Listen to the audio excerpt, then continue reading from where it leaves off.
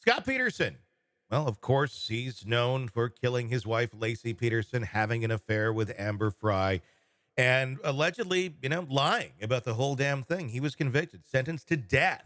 Eventually, it was converted to a life sentence. And now, seemingly kind of out of nowhere to a lot of us, the LA Innocence Project has picked up his case. Big surprise for Scott Peterson.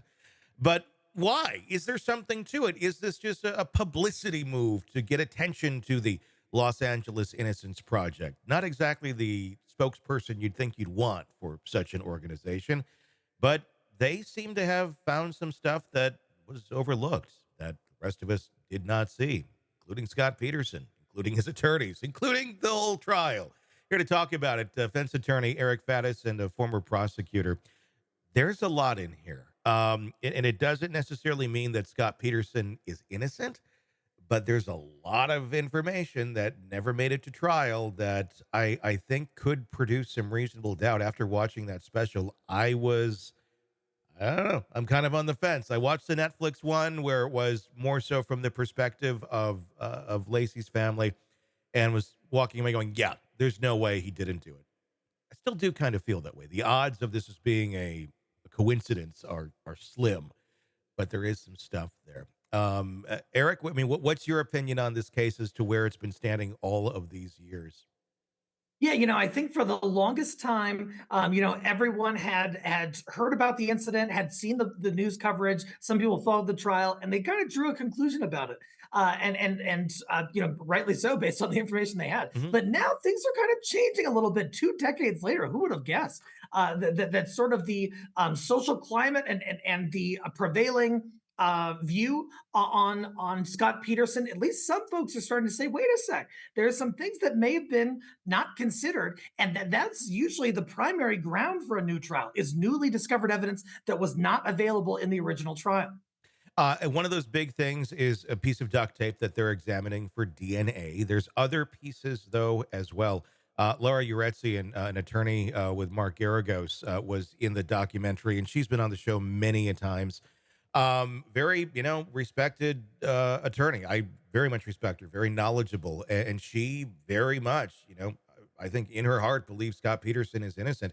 And there's a lot of stuff in here that really makes you wonder, why did this not make it to trial? Witness sightings. There's a lot of these.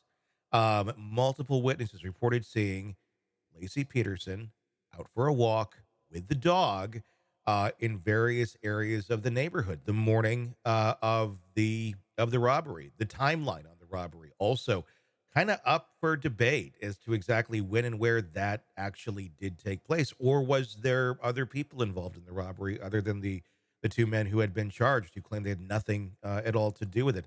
The dog was in fact loose that morning, kind of speaking to the fact that she was out there walking the dog and was abducted and thrown into a van, which they're not really looking at too closely yet. That can make some sense. The mailman claims that he saw her out that morning. There's a lot. There's a lot of pieces here. The unexamined DNA. There's a lot of people that say they saw her. And they were all in the trial saying that's a bullshit story from Scott.